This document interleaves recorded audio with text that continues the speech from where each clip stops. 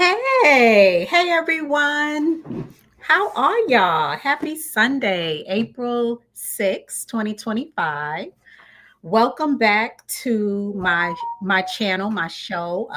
I go by the Sage Dragon.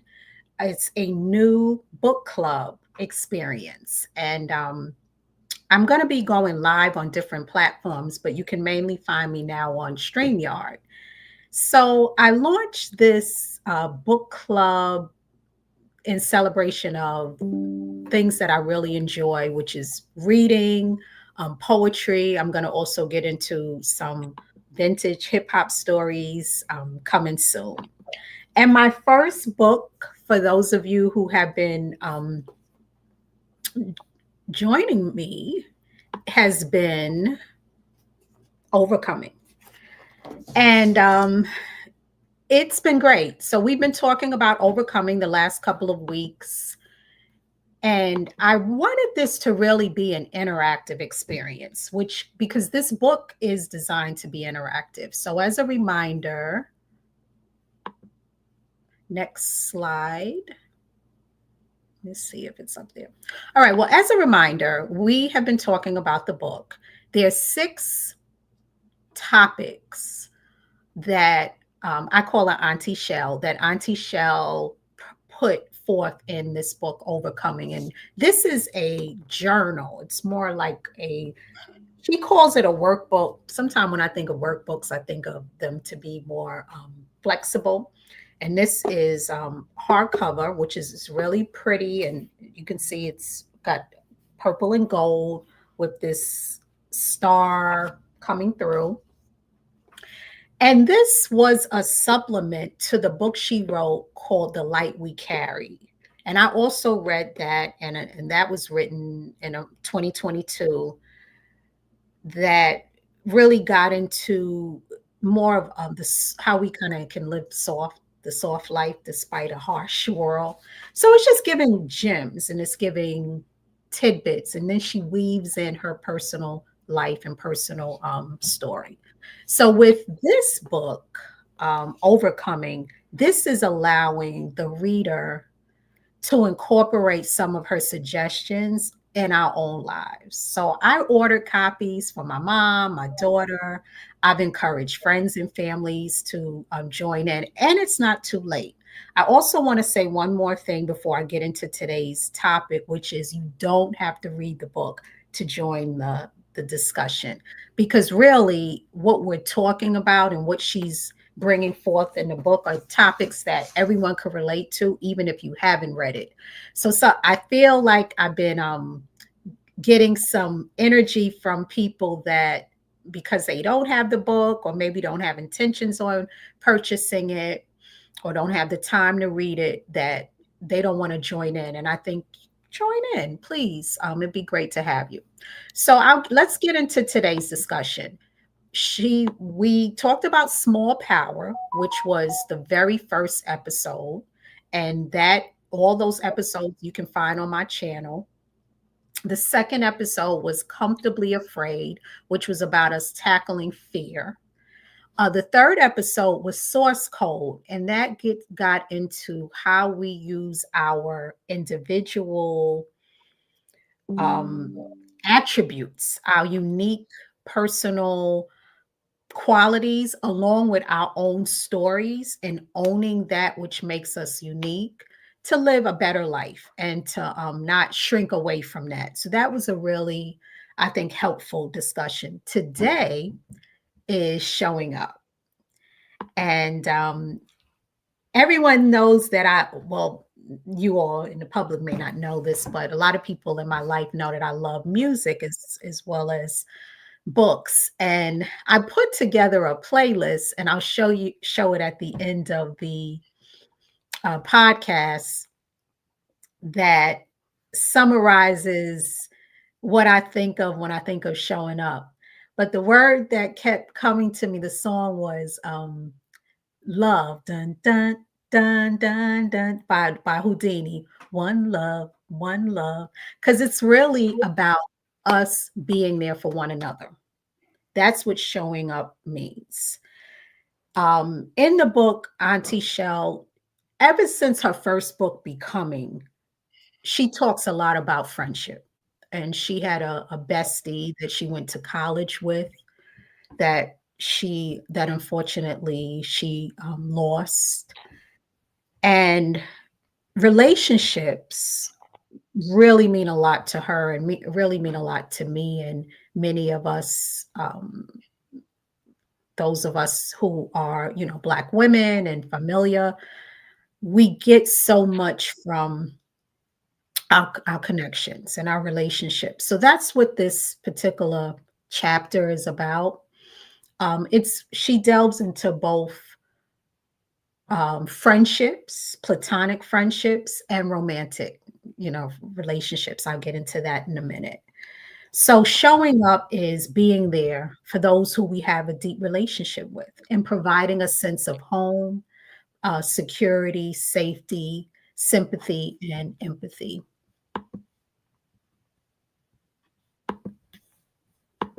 And there's a quote that Auntie Shell put. Can we show that quote? Yeah, and I think it might be a little tough to read in that color, so I'll read it here. Because whether we are celebrating or struggling or simply going through the day-to-day motions of our lives alongside each other, what matters is that we just kept showing up in closeness, in commitment, in compromise, and even in fatigue. For me, it's all about showing up. So let's talk about that for a moment. I this makes 5 years. Last month made 5 years since COVID started, which turned all of our lives in different directions. And during that time, especially around 2020, I had a lot of deaths. I had some really tough situations that happened to friends of mine. A dear friend of mine lost her daughter. Another friend of mine had a tragedy. So I was trying to really figure out how to be there for the people that I love. I still think about this a lot, and that's why I think this topic I really want to have a interactive discussion about, because it is important for us to show up and be there for each other. There's a page that I've been following for years. She's an author, Trisha Hersey. If I hope I'm saying her name correctly, and she's the person who runs the Nat Ministry, and she's a New York Times bestselling author. But her whole mission is about rest as a form of resistance. And she made a good point on her page the other day about community building and how, especially during the times we're in now, we are trying to push back against these various efforts that can make some of us even feel attacked. So we really need community and wherever we find it. But how do we do that? We show up for each other. Just be there. Just kind of be there every day. Sometimes you feel like if someone is sick or if there's been a tragedy or if they're grappling with something and you're like, oh God, I wish I could just fix it. Maybe they're having a serious financial struggle or a crisis in their relationship, or it may not even be that serious, but it is still something that they're really worked up about. Being there for that person, taking the phone call, sitting with them, holding a space for them without them feeling like without you feeling like you can fix it, because unfortunately we can't fix everybody's problems, but we can be there. So that's a lot of what she's talking about in this topic. The other thing on pages 110 and 111, Auntie Shell invites the reader to journal about the friendships and relationships in our lives. Who are they and how long have you known them? So that gave me a great, I go on walks every day, long walks. And just 2 days ago when I was walking, I was thinking about a friend from school named Nicole. And when we were younger, we went to school together. We went to elementary and junior high. I remember standing at the bus stop with her, and her mother pulled up, and she was getting ready to, drop her, pick her up and take her home. And I leaned down and Nicole leaned down and she said, "Can you give Shaquana a ride?"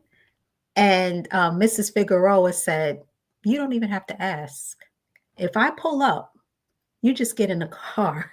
I feel like crying thinking about that, because I think we can get back to that kind of time or have that kind of time, that kind of quality in today's time because there's no going back. But that was just that's a friendship, I mean, I didn't even have to ask. And she wasn't my mom. That's that's what, that connection where you can just be there for one another. So beautiful story, and I'm gonna drop a note to Nicole. We haven't talked in years, but I can DM her and send her that message just so she knows that I value her and her mother, and I still remember that to this day. So loneliness. In a couple of pages after we were reflecting on our friendships, Auntie Shell started talking about loneliness. This is something that I'm hearing about. I've never heard about it as much as have heard about it over the last several years. I work in the healthcare field, and even some of the organizations that I've worked in have said they're trying to tackle it. So it's a problem if health insurance companies and hospitals and community-based companies are saying that it's just as unhealthy as smoking a cigarette or just as it has the potential because of what it does to our endorphins to impact our lifespan and shorten our lifespan. So high percentages of lonely respondents reported social emotional loneliness. For example, not feeling part of meaningful groups, 67%, and not having enough friends or family, 61%. And this was from an article I read called Loneliness in America, Just the Tip of the Iceberg. And 65% of lonely respondents reported feeling disconnected from others in, in the world or not feeling important or relevant. And I want to take a step back and even actually define what loneliness means. So, the definition of loneliness is the distressing feeling we have when we have fewer social connections than we want and need. Being lonely is different from being alone, which might not be a bad thing. In fact, there may be times when we seek out solitude as an escape from stress and business as usual. And this definition comes from Will Cornell Medicine, the assistant professor and director of general psychiatry there, made that definition. So keep that in mind when we're having this discussion that it's when you feel like you have fewer social connections than you want and you need. And so going back, when asked about a change in their level of loneliness since COVID, there was a survey. As you can see, I went down a rabbit hole with this because I'm very concerned about it. 43% of American adults said their levels of loneliness since before COVID had not changed. 25% said they were lonelier, and 23% felt less lonely. Most saw a positive role for technology. And it's all over the place because some people feel like technology brings us together. Some feel like it adds to the isolation. A lot of us probably feel like the truth is both. Because look at how, my daughter Deja, we were just talking right before the I went live about how one of our cousins that lives in Baltimore was able to have a success with he's a music teacher, and his team was number one at an important competition. And the social media is the way that we can keep in contact and find out all this great news. So it does have that benefit because they're in Baltimore and we're in New York and they just we're different places. There's no way we can visit each other like that. And we can't always be on the phone with one another because everyone has different schedules and time frames. So if we can share, it can be a positive. Yet there may be a little bit too much of that and us not being in the real world. Whatever it is, we're still working it out. We know that there's a loneliness epidemic, and I'm not going to blame it all on social media and technology. There's a lot of reasons why we as a collective are feeling lonely. So what I want to know is, what can we do about this? I wanted to stop and see anybody out there. Um, if you're there, anyone on the show, any suggestions of how we solve this loneliness epidemic? What do you think, Dej?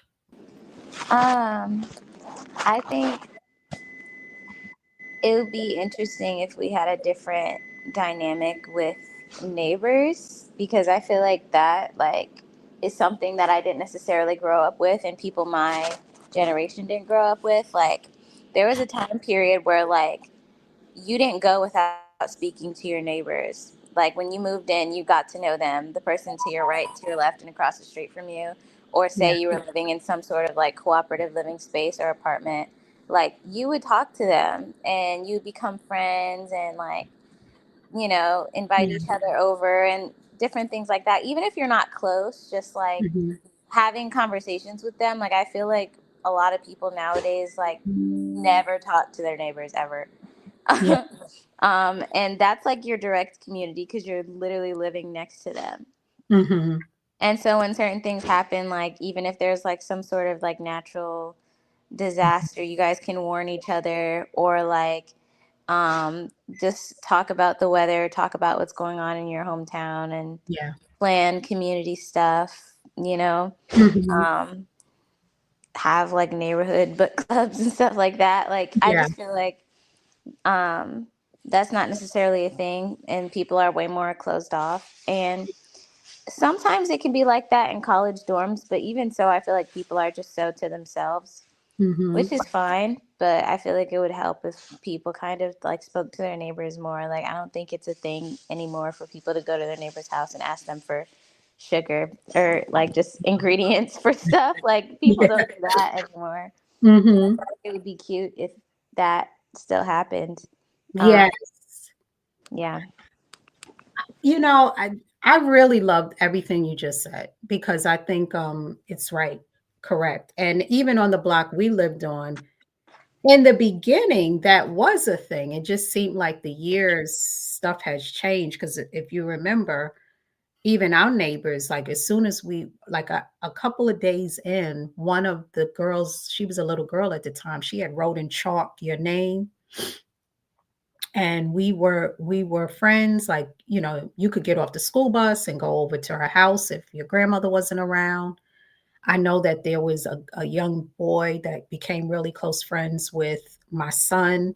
So but certain things changed even within my community over the last 10 years. So yeah, I do think that's a thing, and it's happening in other places too, like in the city. Now, there's a show called Neighbor Wars, I think. One day I was in a hotel flicking and I came across it.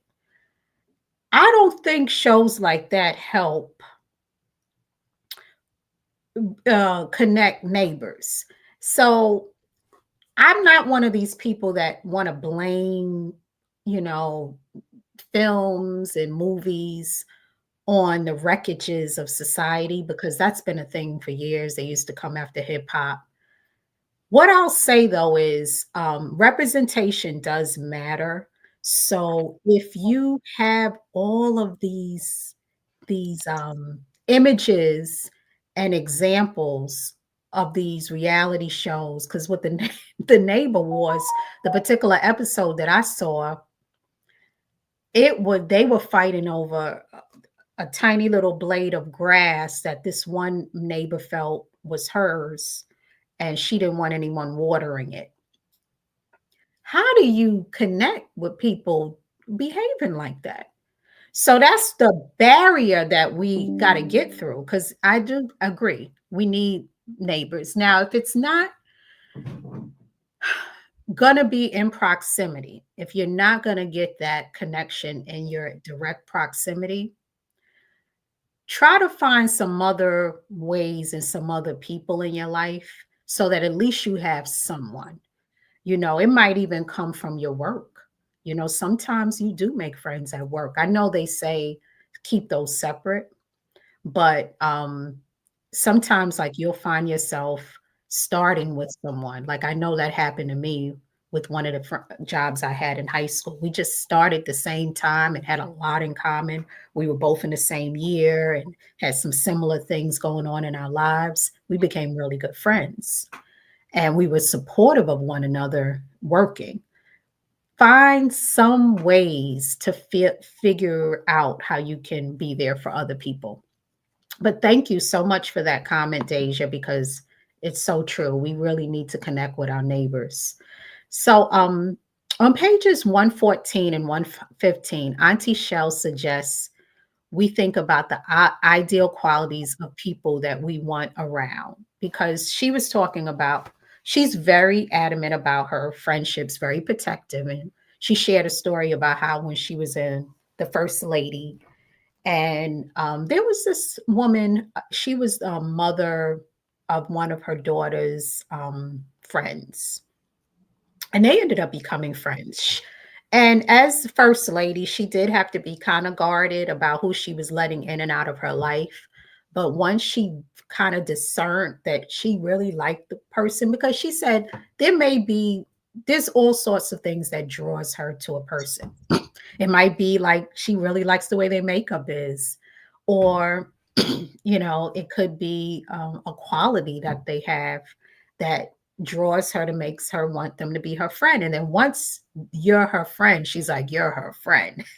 She said, and she's very big about keeping the friendships. She doesn't play about, she gets like annual get togethers.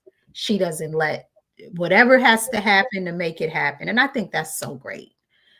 Those friendship rituals. And I want to reconnect with my friends with some rituals, because we were doing those things. And I would say probably the last 2 years, the hecticness of lifing, I wasn't able to do as much friendship rituals. But friendship rituals are awesome. So anyone out there doing them, I would love to hear about it in the chat. But let's say you are desiring some new friends, and we are pro new friends over here. And I think you can have dear friends, dear people in your life, but it's very important, I think, to stay open to new acquaintances, because your life is a journey. And so when you're in different stages and seasons, you may need another person that can show you or connect with you on something, or it may be in your destiny to be that light for somebody else. So keep your heart and mind open to having new friends. So what she says is come up with adjectives, like really think about what qualities would you like. I put for myself, I love humor. I grew up with, especially like when I started to become in my teenage years, I had some family members and some aunts that could rival like comedians out there. I love laughing, especially nowadays. So I like people around me that are going to make me laugh. So I put funny as an adjective. Being caring, being kind, things like that. Being genuine, that's another one, just being who you are and feeling like you could be vulnerable so that I can feel that way too. And we can like remove the masks and armors and just kind of be ourselves. And that's where the deep connection comes from. And that's what she talks about a lot too. She's like, I have friends, getting back to that friend that she made when she was first lady. She said at first she admitted like down the line to Auntie Shell that she would do her hair and get her makeup done and get her car washed every time she was getting ready to be somewhere in her vicinity. And then it faded after a while. And that's when Auntie Shiz, she's like, girl, you don't have to do all of that. She said, I have friends who see me without my makeup on, and things like that. So come into the house when the house isn't 100% clean and we can still, maybe they'll help you clean up. That's how getting back to what you were saying, Dave, that's kind of how I grew up. I had friends that came into my house where everything wasn't perfect, but we were in there together. And I mean, I was still younger, but it just wasn't as, it seems like nowadays there's more of a pressure around those things, that everything has to be perfect. And that is what prevents us from going over and dropping by and things like that, and being spontaneous. So some tips to help you with coming up with some new connections: make eye contact and smile at someone. Invite someone you're interested in for coffee or lunch. Take a risk. Another thing that I put down, this wasn't in a book, but I did a lot of volunteering. And I remember about 15 years, maybe 10 years, 10 to 15 years ago, the YWCA had this cool program called Person to Person. And I was on a walk a couple of days ago, and I had an idea that wouldn't it be cool if when I'm doing walks, or when people do walks, that we try to get different people from different walks of life to come together and take a walk. So like you start that initiative, and let's say the walk is, you find the route, you map out a safe route, and it could be someone who lives in a different town, from a different religion, race. You see where I'm going coming from. And you just take a walk together and bring person to person, and maybe we can build and break some of these um, prejudices and ridiculous kind of differences, because when you start getting person to person with people, you really do find out there's a lot of commonality. So I think that could be another cool way for us to show up for one another as a society. So she had between pages 118 and 125, Auntie Shell talks about how important it is to have those people in your life who you can be yourself with. Talked about that already. No makeup, no filters. Who are those people? So just, really kind of reflect and think about that. And she had a great quote called "Show up with intention, show up with curiosity, and the ways you want your partner to show up for you." Um, so also, so after she got into the like her friendships and those types of relationships, she spent time talking about her, her marriage, and what qualities are you interested in a romantic partner. And she has, she kind of talked about that. So between 138 and 140, that was the topic, and she had went through that information also with Becoming, that book, and The Light We Carry, which was her really just delving into trying to showcase a real depiction of her relationship with her, partner. And she's inviting people to do the same, because we're in a time now where there's just a lot of toxicity out there around how partners can link up. You all know what I'm talking about. Various shows where people are tearing down people's personal appearance and things like that. So I think that I want love for all those who I care about, that they find loving people in their lives and loving partnerships. And mainly it takes identifying what matters, what's important to you, and then looking for it and then trying to find it. So ultimately, the last part of that topic was don't do life alone. And I know a lot of us are out there. Sometimes you feel it's something because you could have so many people in your life, right?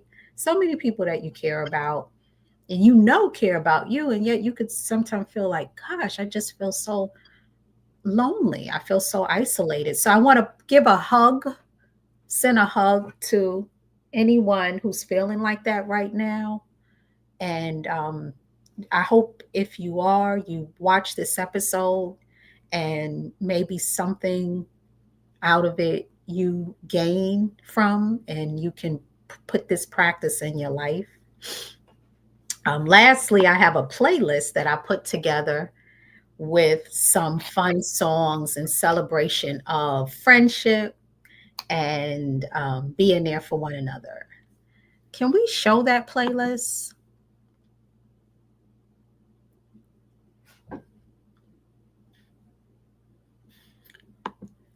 Um, okay.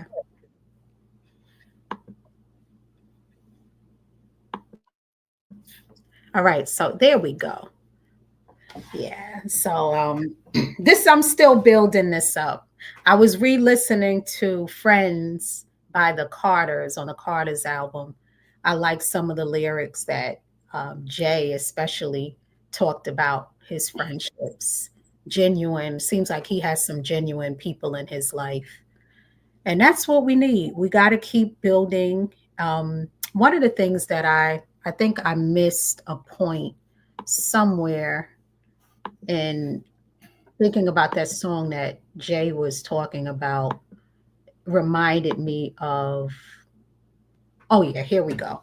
So there was one more point on the in the book. If you do get the book, there's a tracker section in the show up chapter. It's on page 144, where you can document positive habits for building new friendships and nurturing existing relationships. And some of the things are like working to understand a friend or partner's perspective. So, working through a disagreement and coming out the other side of that can strengthen your friendship. Striking up a conversation with a potential new friend that I already mentioned, and participating in a friendship ritual. Every year we meet for this, or every Christmas we do that. And then, of course, sharing something vulnerable about yourself if and when you feel ready. And that's important too, because everyone, you can't divulge everything to everyone right away. We just saw this movie, Magazine Dreams, and Jonathan Majors. There's a scene where he's on a date. And at first, the date was going really well. He decided to go and tell his every trauma, and he got real obsessive, and it turned the date off. So we can't do that out here. You do it bit by bit. You open up to people bit by bit. You kind of test the waters. That's a more safer way for you, because then he felt really rejected, and then that set him off. And it took a lot for him to build up the confidence and courage to ask the young lady on the date. She liked him, she called him, she was interested and attracted to him. They got there, and then so that's what happens. And it's okay. The other thing that is important is when you do have these goof ups that we all have, we need some people to talk to about it. We don't have to feel like it's the end of the world. It was a bad date, but it's not the end of the world. There'll be other dates. One day you might be able to laugh about it. You might even be able to laugh about it with that person. Or you may not ever see that person again, and you got to work with that too. So I just think that we need people so that we don't have to overly obsess because then he got isolated again, started overly obsessing over it, and it led to a lot of things. That's why that was a great movie. I would actually encourage people to see it because, we're talking about showing up, and there was examples of he had a loving relationship with his father, and regardless of what was going on with him, he was going to be there for his father. His father was ill, and his father was held him down too. So you saw that showing up, but you also saw what happened when in other areas he didn't have other people. So we do have to be there for one another, and so that's that. So that wraps up the showing up topic. Any words out there? Anybody got anything to say? Oh, Main One by Janae. Oh, I call Good Friend song. Okay, thank you, Dej. I'm gonna add that to the list because I'm gonna publish it, and it'll be on my page if you want to go and check out some of those songs to download and stream. And I thank you all for joining me. We are making some great progress. We have two more topics to talk about. Next week is The Kids Are All Right. So that's about parenting. And then the final show is going to be Going High. Auntie Shell had to talk about that. That was a that was a statement she made, and it took off. So I think she's going to break that down, some what she does, and I'll talk about how she breaks down what she means by going high and what she doesn't mean about going high. So hope you all join me for that, and have a beautiful rest of your day.